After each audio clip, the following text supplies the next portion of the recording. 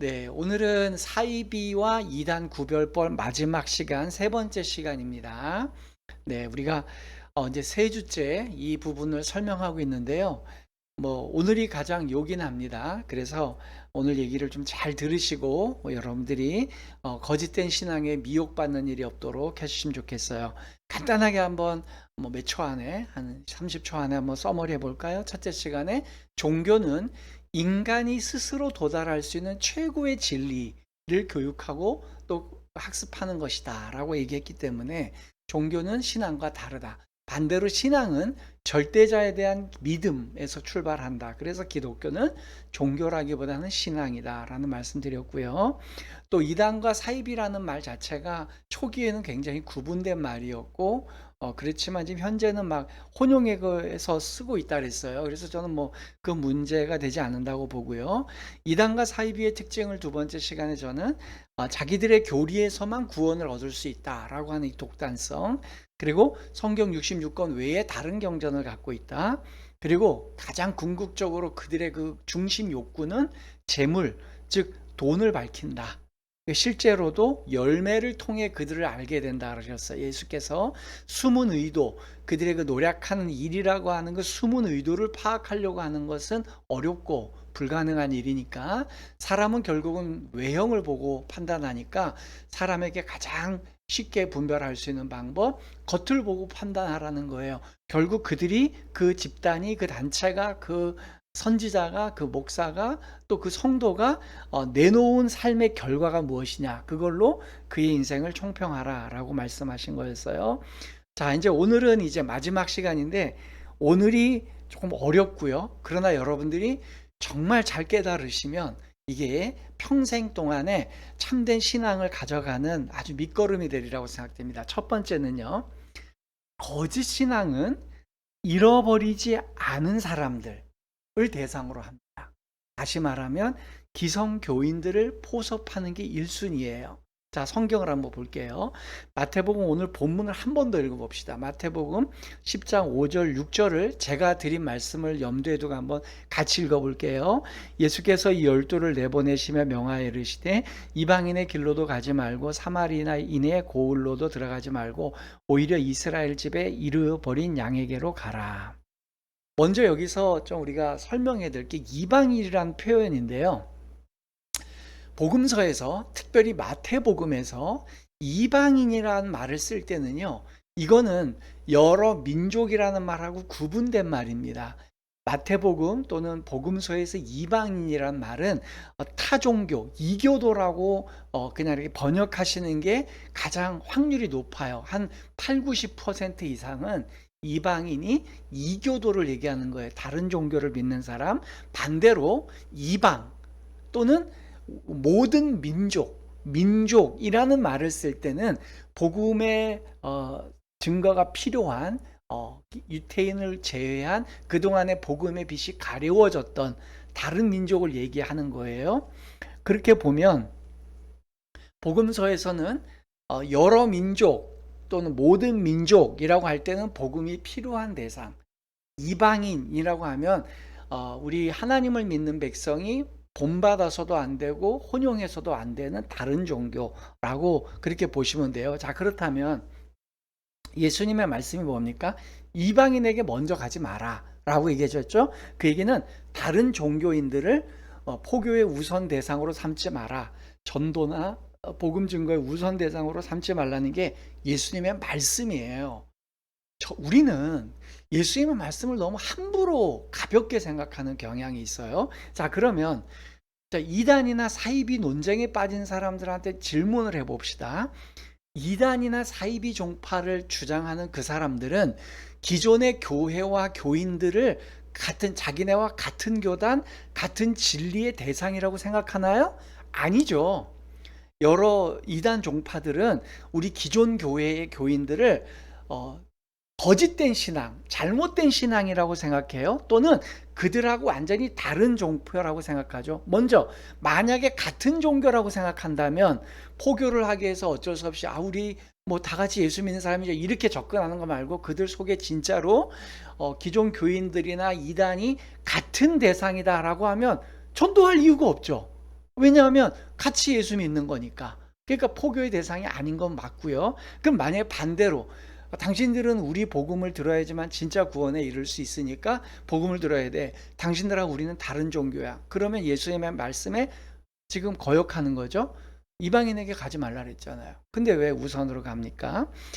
근데 현재 지금 활발하게 이단 논쟁에 붙어 있는 대다수의 단체들이나 목사들이나 목회자나 뭐 성도들이나 그 집단들의 공통적인 특징이 뭐죠? 첫 번째 특징이요. 지난주에 말씀드린 것처럼 돈을 밝히는 거고, 그 근본 욕구는요, 드러난 현상, 그들의 포교의 일 타겟이 뭡니까? 기존 교인이에요. 기존 교인을 대상으로 그들은 얘기를 하고 또 포교를 해요. 그렇다면 그들의 주장을 인정해 보면 기존 교인을 대상으로 포교하는 거, 이거 명확하게 이방인에게 가지 말라고 하신 예수님의 말씀에 거슬리는 겁니다. 여러분, 그래서 내가 바른 진리를 따지느냐, 바른 진리를 증거하느냐 아니냐의 핵심 근거는요, 모두 다 자기가 옳다고 생각해요. 뭐 그건 꼭 이단이 아니라 모든 목사들도 그래요. 저도 뭐 그럴 수 있어요. 다른 사람보다 내가 더 하나님의 말씀을 잘 이해하겠지 하는 독단에 빠질 위험이 다들 다 있습니다. 근데 그렇게 모두 다 독단에 빠질 때 꼭 점검해야 될 것이, 그 독단스러운 것과 고집스러움과 독특함이 기존의 예수 믿는 사람을 타겟으로 삼고 그들에게 제일 먼저 복음으로 변경시키려고 하느냐, 자기들의 편으로 끌어올려고 하느냐, 그러면 이단이 돼요. 나아가서 제가 이 부분은 이제 조금 이따가 더 자세히 설명드릴게요. 나아가서 예수님의 가르침대로 하자면 다른 종교에 있는 사람들은요, 차선의 복음 대상이에요. 오히려 다른 종교에 있는 사람들은요, 그들에게 적극적으로 복음을 증거해서 소위 말해서 개종시킨다 그러죠. 이렇게 개종시키는 과정에서 종교 전쟁을 불사하고 그들과 함께 막 싸우면서 힘으로 무력으로 그들을 바꿔내려고 하는, 18세기 이후에 서강의 기독교 국가들이 총과 칼을 가지고 이제 식민지를 가서 한 손에는 총을 들고 한 손에는 성경을 들고 예수를 믿어라, 그러면서 내가 너희들에게, 야만인들에게 복음을 증거하고 개화시키러 왔다 라고 하면서 식민지 정책과 그들의 그 노략을 정당화시켰어요. 이것은 기독교가 아니에요, 사실은. 이제 그러다 보니까 그렇게 해서 종교 전쟁을 일으키는 거, 예수님의 뜻하고 전혀 맞지 않습니다. 여러분, 그것은 바른 가치가 아니에요. 정리를 먼저 1차적으로 해봅시다. 제가 첫 번째 말씀드리는 거, 기존 교회와 교인들을 우선 복음의 대상, 증거의 대상, 개종의 대상으로 삼는다면 그건 이단으로 시비받아 마땅한 겁니다. 그 단체, 그 목사, 그 소속 멤버, 그들이 가는 길은요, 무조건 잘못된 길이 될 수밖에 없습니다. 아무리 그들이 참 진리를 증거한다고 스스로 믿고 있어도 이단 논쟁에서부터 자유로울 수가 없어요. 자, 그러면 조금 더 심화해서 생각해 봅시다.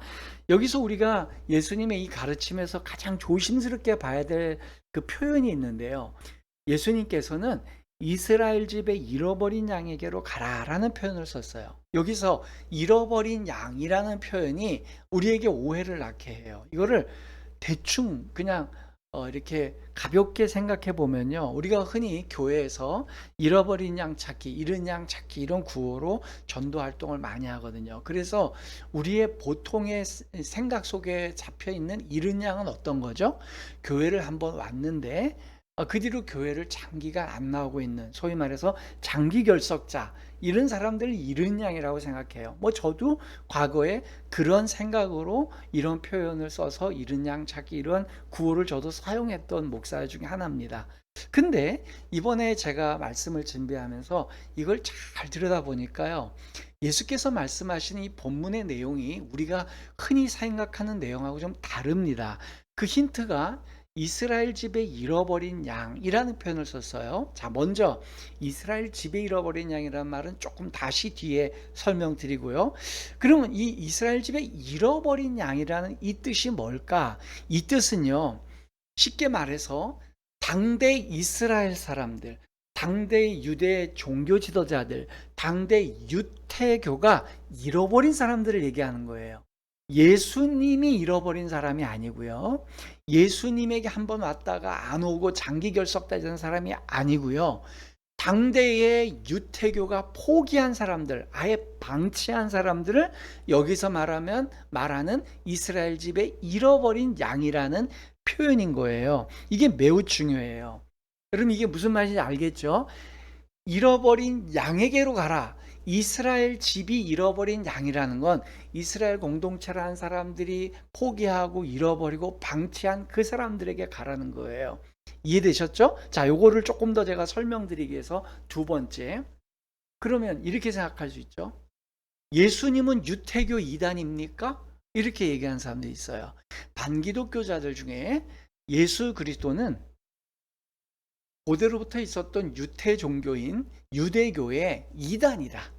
유대교를 변형시켜서 자기만의 세력을 만든 사람이다. 사실 독특하기로 말하면 예수님만큼 독특한 분이 어디 있습니까? 전 세계 역사를 통틀어서 예수님만큼 독창적이고 독특한 분이 없어요. 그렇게 독특하고 또 예수님만큼 독단적인 분이 또 어디 있겠습니까? 그 당시에 당시 사회, 이스라엘 당시 사회의 상식처럼 여기고 있던 모든 관례와 전통과 인간들이 만들어 놓은 모든 규례를 완전히 박살내신 분이에요. 그러니까 예수님은 굉장히 독특한 분이잖아요. 그래서 이단 교주들이 이런 예수님의 그런 것들을 핑계 삼아서 예수님도 당대 종교 지도자들하고 맞부딪혀서 그들보다는 다른 자기만의 색깔을 드러냈으니 우리도 그렇다라고 얘기를 해요. 거기까지만 대충 보면 그러네 이럴 생각이 들고요. 심지어 꼭 이단이 아니더라도 저와 같은 목회자들 중에 나도 좀 건강한 목회를 해야 되겠다. 내가 진짜 이 시대에 진리를 외치는 목회자가 돼야 되겠다. 이렇게 마음먹은 목회자가 빠지기 쉬운 함정이 뭘까요? 독특해지고 독단적이 되는 거예요. 자, 그 독단적이 되는 사람들은 어떻게 되느냐? 그 사람들은요, 자기만의 세력을 구축하게 되죠. 그런데 예수님께서 이단이 아닌 이유가 뭘까요? 오늘 제가 말씀드린 이 기준에서 보세요. 예수께서 포교의 대상을 말이죠. 당대의 유태 종교가 메인으로 삼고 있는, 주류로 삼고 있는, 기득권으로 삼고 있는 유태 종교의 열심이었던 사람을 타겟으로 삼았다면 예수님은 이단입니다. 무슨 말인지 아시겠어요? 예수님 당시에 바리새인들을 추종하거나 바리새인들이 구축해 놓은 또 바리새인들, 서기관들, 제사장들 그 시스템에 열심히 쫓아가는 사람들을 우선 포교의 대상, 우선 개종의 대상으로 삼으셨다면 예수님은 이단이에요. 유태교에. 유태인들이 만들어 놓은 유태교의 근간을 뿌리채 흔들어서 그들 멤버로 새로운 질서를 창조하려고 하셨기 때문에 이단인 거예요. 그런데 예수님 주변에 예수께서 변화시키고 예수님께 몰려든 사람들은 그런 사람이 아니었어요. 자, 마태복음 8장 16절 또 11장 5절 15장 24절 여러 구절을 세 구절을 같이 한번 읽어봅니다. 저물매 사람들이 귀신 들린 자를 많이 데리고 예수께 오거늘 예수께서 말씀으로 귀신들을 쫓아내시고 병든 자들을 다 고치시니 맹인이 보며 못 걷는 사람이 걸으며 나병 환자가 깨끗함을 받으며 못 듣는 자가 들으며 죽은 자가 살아나며 가난한 자에게 복음이 전파된다 하라. 나는 이스라엘 집에 잃어버린 양 외에는 다른 데로 보내심을 받지 아니하였노라 하시니. 자, 예수께서 당신이 하신 사역을 쭉 얘기하시고 그가 만나시고 그들을 고쳐주시고 생애 전환점을 일으킨 사람들을 이렇게 나열하신 다음에 총평을 하셨어요. 나는 이스라엘 집이 잃어버린 양 외에는 보내심을 받지 않았다 라고 얘기해요. 제자들한테도 이스라엘 집에 잃어버린 양에게 먼저 가라. 그리고 당신께서도 이스라엘 집에 잃어버린 양에게 먼저 갔는데 그들이 누굽니까? 나병 환자들, 당시에는 문둥병, 가장 위급하고 그 전파력이 높다고 착각했던 그 한센병자들, 그런 분들, 또 거지들, 소경, 세리들, 그 당시에 사람들이 포기한 사람들, 귀신 들린 사람들, 정상인 취급받지 못했던 모든 사람들, 이스라엘 기득권 공동체가 포기한 사람들, 그 사람들을 예수님은 제우선적인 포교의 대상으로 삼았어요. 증거의 대상으로 삼았어요. 그래서 거지 바디메오, 한센병자들, 그 다음에 세리 삭개오, 이런 사람들이 다 주님께로 돌아오고, 심지어 그 이스라엘을 정복했던 정복국가 로마의 군대 장관인 백부장, 원수들이죠. 이스라엘 집과 상관없는 사람들이에요. 이런 사람들이 예수님의 복음 증거의 1순위였습니다. 그렇기 때문에 여기서 조금 더 아까 제가 약속드렸던 이스라엘 집의 어린 양이라는 개념을 이제는 이해하시겠죠. 왜 예수께서 이스라엘의 잃어버린 양이라고 하지 않고 이스라엘 집에 잃어버린 양이라고 그랬을까요? 집 밖에 있는 양이에요. 여러분, 이스라엘 당시에 그 집 가옥은요, 1층은 거의 반지하 같은 1층은요, 거기 가축이 살아요. 결국 2층에 사람들이 사는 거예요. 가옥이 그래 돼 있어요. 우리 한국 사람들은, 저같이 이제 시골 사람들은 아는데, 평면적으로 집을 짓잖아요. 그래서 들어가자마자 뭐 문간 쪽에 외양간이 있고요. 또 그 안쪽에 이제 사람이 사는 곳이 있는 게 보통 한국 사람들의 집인데, 이스라엘 사람들은 그렇게 안 살고요. 밑에 층에 짐승이 살고 위에 살아요. 그래서 그냥 가축하고 집이 같은 집에 있어요. 그러니까 자기 양들과 자기 가축은 자기 집에 들어와 있어요. 근데 밖에 있는 양이에요. 어떤 양일까요? 얘는 데리고 있으면 병을 전파시키거나 다른 건강한 가축들에게 악영향을 끼치는 양들을 다 내보내고 버린 거예요. 그러니까 들양이죠. 쉽게 말하면 이스라엘 집이라는 건 이스라엘 공동체가 방치하고 버리고 고의적으로 잃어버린 양들입니다. 그 양들을 주님은 우선 증거의 대상, 회복의 대상으로 삼으셨어요. 그래서 예수님은 이단이 아니에요. 예수님은 진짜 제대로 된 신앙 체계를 세우시고 새로운 가치를 세워나가신 분이에요. 그렇기 때문에 제가 이제 몇 주 전에 기득권자들을 마치 옹호하는 것처럼 설교했지만 그게 아니고요. 착각 없으시기 바래요. 기득권자들 중에 자기의 기득권을 포기하고 예수님처럼 스스로를 나도 쫓겨난 사람, 방치된 사람으로 여기며 그 대우를 자진해서 받는 사람들, 그 사람들이 하나님의 나라의 위대한 사람들이라는 거예요. 여전히 기득권을 누리면서 힘 있는 자로 살아가는 자들은 하나님의 나라와 적대적일 수밖에 없는 겁니다. 그러니까 자, 진짜 진리를 전하는 단체, 진짜 진리를 전하는 교회, 진짜 진리를 전하는 목회자라면 어떻게 해야 될까요? 다른 교인을 뺏어오고 다른 교인들이 수평 이동하는데 우선 포커스를 맞춰야 되겠습니까? 아니고요. 오히려 아무 교회도 관심 갖지 않는 사람, 아무도 교회에서 환영하지 않는 사람들, 외로운 사람들, 그저 방치된 사람들, 어디에도 마음을 둘 곳 없는 사람들, 그런 사람들이 복음의 첫 번째 수혜자가 되어야 되는 거예요.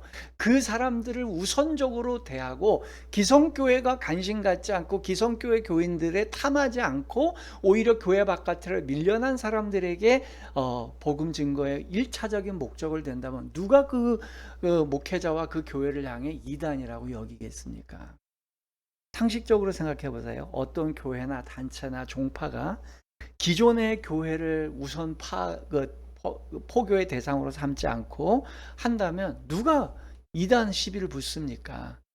대부분 제 주변에 이렇게 이단 사이비 그 논쟁이 일어나고, 제가 소속된 대한예수 장로교 합동측 같은 경우도 총회나 노회에 이단 시비되는 안건들이 많이 들어와요. 그런 목회자들이나 그런 교회를 가만히 보면 공통적인 이 특징이 있어요. 뭐 신학이 어떻고 뭐 설교 가운데 무슨 표현을 썼고 이게 교리에 맞지 않고 다 필요 없고요. 여러분들이 앞으로 어떤 목사님이 뭐 이단 시비를 받았대, 그분 억울하대, 뭐 다 그런 얘기를 들을 때 제가 얘기한 이 한 가지를 보세요. 그 교회와 그 목사님이 기존 교회를 타겟으로 삼고 있느냐, 아니면 정말로 교회 한번 다닌 적도 없고 정말로 복음 바깥에 기존 교회마저도 포기한 사람들에게 우선적 가치를 부여하고 있느냐, 그게 핵심인 거예요. 그러다 보니까 제가 지난 시간에도 이단은 두 가지 종류로 분류된다고 말씀드렸잖아요. 신학적으로 잘못된 진짜 이단. 또 하나가 있다 그랬어요. 정치적으로 권력 싸움에서 이단 시비로 규정된 단체. 전 두 단체 똑같다고 봅니다. 두 단체가 신학적으로 잘못된 것도 이단이고요. 권력을 갖고 헤게모니를 갖기 위해서 싸움하는 그런 단체도 저는 이단으로 규정받아도 뭐 억울할 게 하나도 없다고 봐요. 모두 다 기존 교회 교인들을 빼돌리는 수법에 혈안이 되어 있기 때문이에요. 만약 그 단체나 그 목회자나 어떤 교회나 어떤 종파가 이단이나 사이비 소리 듣고 싶지 않다면 방법은 하나입니다. 기존의 다른 종파 건드리지 않으면 됩니다. 그냥 사회에서 모든 교회나 모든 종교에서 관심 갖지 않는 사람들 대상으로 하면 돼요. 그래서 예수님이 위대하시고 예수님은 그 어떤 종교에서도 관심 받지 않던 그 시대에 가장 버려지고 소외된 사람들에게 주님은 먼저 혜택을 주신 거고요. 또 그들이 소외되고 저층민 사람이라고 그것 자체가 그들에게 면류관이가 영광이 아니고요. 그들은 포기할 게 없기 때문에 예수님께 쉽게 다가올 수 있었다는 거죠. 제가 잘못 들으면 제가 잘난 척하는 것 같지만 과거에 이제 제가 대구에서 담임 목회할 때 하나님께서 그 교회와 저를 어떻게 선용하셨는지를 설명드리기 위해서 말씀드리는 거예요. 쉽지 않은 일인데 주님께서 저와 그 교회를 아름답게 사용하셨다는 예를 드리는 겁니다. 부임해서 얼마 안 돼서 우리 교회가 빠르게 정상화되고 참 좋은 소문이 그 지역사회에 넘쳐났어요. 그랬더니 하필이면 제가 부임해서 얼마 안 되어서 지역에 저와 같은 교회 교단에 소속된 우리보다 몇 배 큰 교회가 그 내부적인 문제가 있어서 큰 아픔을 겪고 있었어요. 그 분열을 겪고 있어서 성도들 중에 꽤 많은 사람들이 교회 마당에서 텐트를 치고 따로 예배를 드릴 정도였어요. 저는 전혀 모르고 있었는데 그 본교회 마당에서 예배를 드리고 있던 그 공동체가 저희 교회 설교를 계속 보고 있었다는 거예요. 저도 나중에 그거를 소식을 전해 듣고 깜짝 놀랐습니다. 아니나 다를까?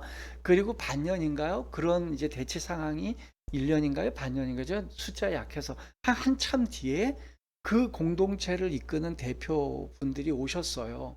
그러면서 수십 가정이 그곳에서 텐트를 치고 교회를 했는데 더 이상 이제 그 교회와 투쟁해서 바로잡으려고 했는데 이제 그 여력이 없고 우리 이제 포기했습니다. 그러면서 우리가 신앙생활 할 곳을 찾는데 수개월 동안 여러 교회를 이렇게 간접적으로 바라보고 있었는데 제가 섬기고 있던 하나님께서 저로 하여금 섬기게 하셨던 그 교회가 가장 건강하고 좋아 보인다 해서 오겠다는 거예요.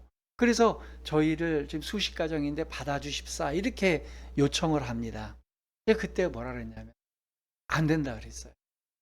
저는 집사님 가정과 그 수십 가정을 받을 수 없습니다. 일단은 제 지금 드는 생각은 받을 수 없는데 저에게 한번 생각할 기회를 주십시오 하고서 한 두 중가를 이렇게 답변을 보류시키고 직관적인 생각은 그런데 조금 더 생각해보고 답변 드리겠습니다. 그래서 두 주 뒤에 오세요 하고 말씀드리고 주변의 목사님들이나 교회 이제 여러분들하고 좀 상의를 했어요. 그랬더니 제 주변에 있는 분들 99%가요.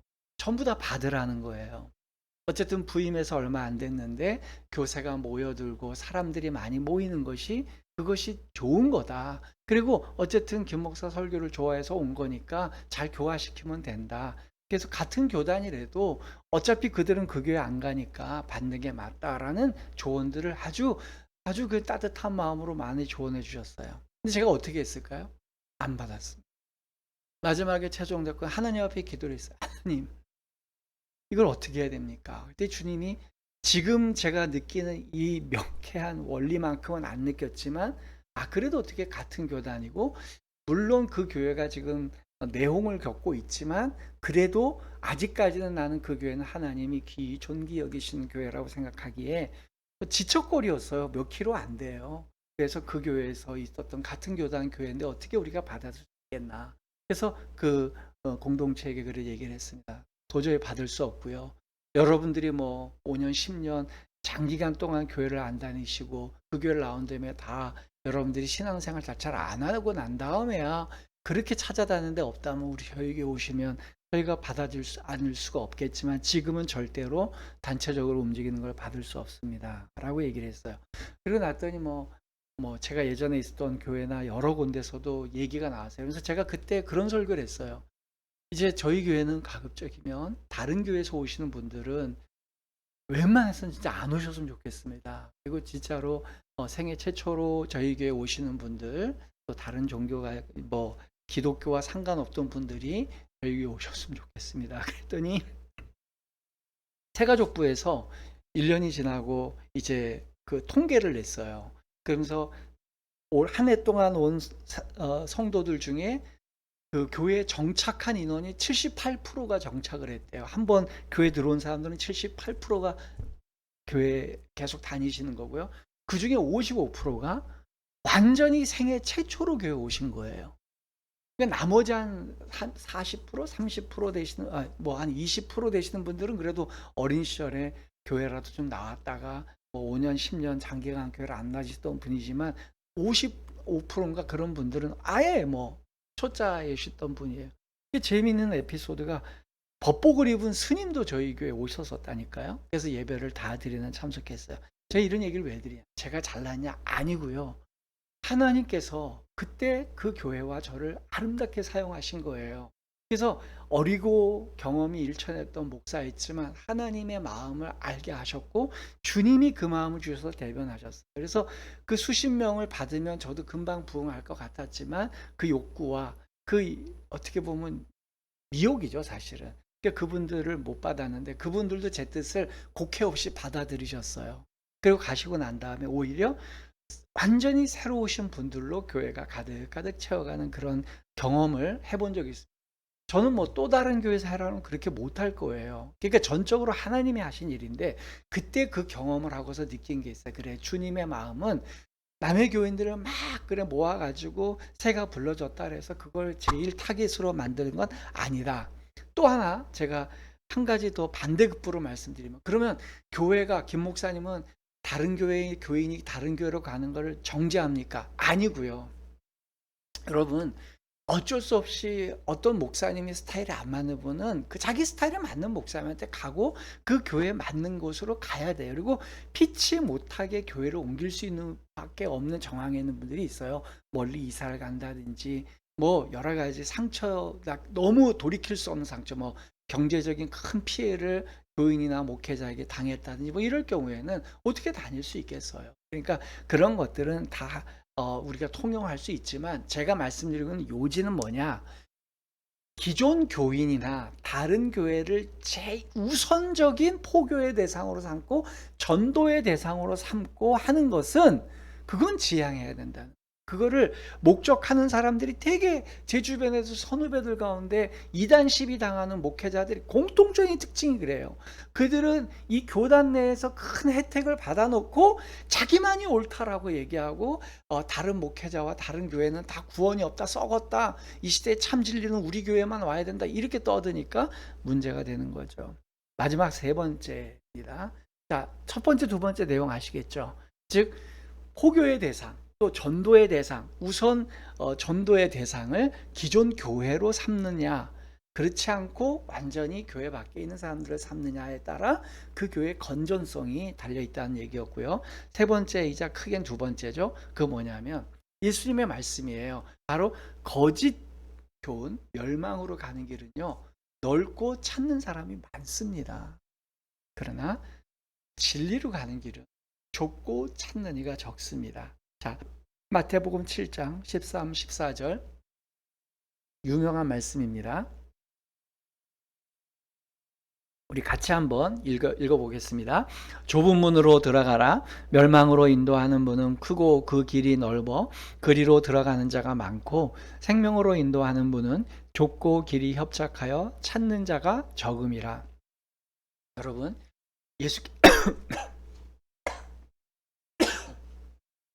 죄송합니다. 예수께서 마태복음 지금 7장에서 하신 말씀은요, 그 유명한 산상수훈입니다. 천국에 대한 소개예요. 천국의 원리는 바뀌지 않아요. 많은 사람들은 원리를 고무줄처럼 늘렸다 줄였다 막 자기 마음대로 잣대를 정하는데 원리는 바뀌지 않습니다. 그런데 두 가지의 큰 조건을 얘기하셨죠. 첫째, 생명으로 인도하는 길은 좁고 길이 협착하다. 그래서 찾는 이가 적다. 멸망으로 인도하는 길은 두 번째 특징. 멸망으로 인도하는 길은 문도 크다, 넓다, 찾는 사람이 많다. 그러면 절대적인 숫자로요, 많은 사람이 가는 곳에는 복음과 진리가 적을 가능성이 높고요. 오히려 진리를 찾아가는 곳에는 적을 수밖에 없어요. 그렇다면 이단과 사이를 보세요. 사이비를 보세요. 이단과 사이비가 되는 그 공동체나 그 사람들을 보면 폭발적으로 성장을 해요. 굉장히 사람이 많습니다. 여러분, 사람이 많고 재물이 많고 힘이 많고 권력이 많기 때문에 패권 다툼이 일어나는 거예요. 그러면 이건 빼박입니다. 이걸 뭐 예를 들어 어떤 분들은 그래요. 아유, 뭐 이제 개척교회 하는 목사니까 인원수 적은 거를 변호하려고 저런 얘기하는. 뭐 그렇게 생각하시려면 그렇게 하세요. 근데 저도 과거에는 많은 사람들이 운집하는 교회 담임도 해봤고 했는데요. 제가 말씀드리는 건 뭐냐면 어쨌든 진리를 찾아가는 길은 좁고 협착합니다. 예수께서도요 3년을 목회를 하셨거든요. 사역 초기에는 폭발적으로 사람들이 성장을 해서 굉장히 많은 사람들이 찾아와요. 근데 불과 3년이 못 되어가지고 2년차, 3년차 될수록 점점 인원이 적게 돼요. 그래서 마지막에는 한 명 남잖아요. 요한. 남자는 한 명. 그러면 예수님께서는 말씀하시고 지키셨어요. 3년 만에 그 많던 무리가요 다 도망가고 한 명 남았어요. 진리를 향해 가시기 때문에. 그런데 뭐 시작했다가 뭐 내 시작은 미약해서 나 나중에 창대하리라. 그 말씀도 그 구절과 전혀 상관없이 하나 떼가지고 굉장히 뭐 그 수적 폭발력을 굉장히 미화하려고 하는데, 예를 들어 대형화되는 교회, 사람 많이 모이는 사람들은 자기들을 변론하기 위해서 그렇게 설교한다. 그럼 작은 교회 한 사람들은 자기 또 변론하기 위해서 설교할 권리가 있는 거잖아요. 여러분, 진리를 따라가는 길은 좁고 협착합니다. 그렇기 때문에 이단과 사이비가 되는 특징들을 잘 보시면 그들은 폭발적으로 숫자를 불려나가는 그러한 모임이 있어요. 그건 뭐냐면 강제적으로 인원을 동원하는 그런 많은 것들을 해요. 그 불건정성입니다. 마지막 네 번째, 결론입니다. 첫 번째, 이제 첫째, 둘째는 제가 이제 첫째, 둘째로 나왔지만, 첫째, 그냥 크게 얘기하면 바로 이스라엘 집에 잃어버린 양, 즉 그 당대의 기득권이나 기존 교인들을 대상으로 포교한다면 건전성을 의심해봐라. 두 번째는 뭐였죠? 바로 많은 사람이 가냐 적은 사람이 가냐, 갈수록 그 진리를 찾아가는 사람이 적어지냐를 보라는 거. 마지막 세 번째 결론은 그냥 유유상종입니다. 여러분, 끼리끼리 모이는 거. 자, 성경 말씀 보겠어요. 요한복음 10장 2절부터 5절까지입니다. 같이 한번 읽어보겠습니다. 문으로 들어가는 이는 양의 목자라. 문지기는 그를 위하여 문을 열고 양은 그의 음성을 듣나니 그가 자기 양의 이름을 각각 불러 인도하여 내느니라. 자기 양을 다 내놓은 후에 앞서가면 양들이 그의 음성을 아는 고로 따라오되 타인의 음성은 알지 못하는 고로 타인을 따르지 아니하고 도리어 도망하느니라. 사랑하는 성도 여러분, 양은 목자의 음성을 알아요. 목자는 양을 알아보고요. 그 끼리끼리 모여. 이단으로 막 따라가는 사람들 보면 왜 저러나 싶죠? 그 사람들 아무리 설득해도요, 거기 갑니다. 하나님의 진리 가운데 돌아와야 될 사람은 주님이 되돌리켜 주세요. 저도 먼 일가 중에 한동안 이단에 빠졌던 분이 계세요. 그러나 오랫동안 기도했는데 그 당시에 막 열심히 활동하실 때는 참 안 바뀌더라고요. 그래서 포기를 했어요. 한 10년 정도를 기도하면서 참 안 바뀌는. 그래서 저는 이제 인간적인 노력은 다 끝났다 싶고 했는데, 아니나 다를까 그리고도 몇 년 또 그만큼 많은 시간이 지났는데 스스로 그 모든 것들이 진리가 아님을 알고 자기 열정을 내고 주님 앞에 다시 돌아오는 걸 봤습니다. 하나님의 자녀는요, 시기의 문제지 하나님이 설득하고 돌아오게 하세요. 제 그 지인 중에도 이제 제가 이렇게 교회를 개척하고 뭐 한단다 이런 얘기를 하니까, 과거에 제가 큰 교회 담임할 때는 저를 좋아했던 사람 중에 제가 개척을 하니까 싫어하는 사람이 있어요. 예, 그런 사람들은요, 저의 설교나 저를 통해서 전달되는 천국의 진리가 좋은 게 아니고, 제가 갖고 있던 힘, 제가 갖고 있던 유명세, 제가 갖고 있던 영향력을 좋아하시는 것 같아요. 예, 그렇게 되는 겁니다. 여러분, 참된 진리를 따르는 사람들은요, 아무리 고단하고 길이 협착해도 끝까지 그 길을 갑니다. 그러나 교회를 빙자해서 또는 천국을 빙자해서 이 땅에서 기득권을 누리고 싶어 하는 사람들은 기득권을 따라가요. 멸망으로 인도하는 많은 사람들이 가는 길로 따라갑니다. 결론입니다. 우리 이제 총 정리를 해봅시다. 종교는 인간이 다다를 수 있는 진리.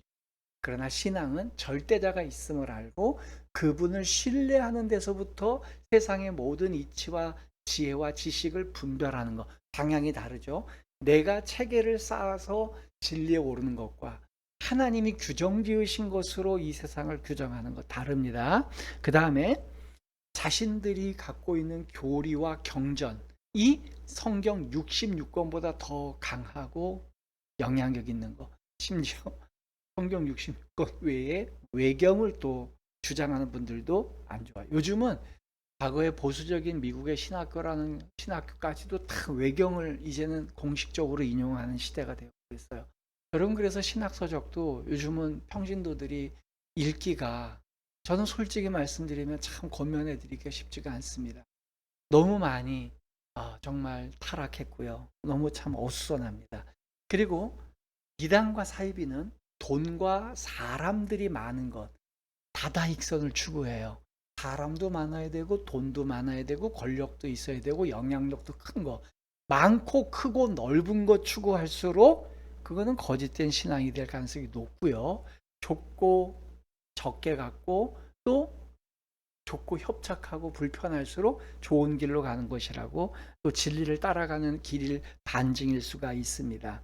그래서 제일 중요한 거, 기존 교인들을 대상으로 포교하느냐, 기존 교인들을 우선 전도의 대상으로 삼느냐 아니냐, 이걸 잘 분별해 보시면 좋을 것 같아요. 모쪼록 우리 예수님 이야기 교회 모든 성도들은 뭐 여러분들이 먼 곳으로 이사 간다든지 또는 우리 이 양주시에 같이 살더라도, 제가 지금 형편이 바뀌어져서 목사님 제가 이제 다른 교회에서 좀 섬겨야 될 것, 제가 처음에 개척할 때부터 1년 내내 한 말씀이 있어요. 여러분들의 필요와 또 여러분들의 도움과 섬김이 필요해서 다른 교회 가시는 거 절대로 저는 거기에 대해서 조금도 마음에 불편한 게 없고요. 하나님께서 저 교회로 파송하시는구나 생각해서 언제든지 우리 교인들은 목사님 저 다른 교회로 가야 될 것 같으면 예, 쌍수로 환영합니다. 또 다른 교회에서 오시는 분들은 좀 제가 거절하려고 그래요. 가급적이면 가급적이면 오지 마시고요.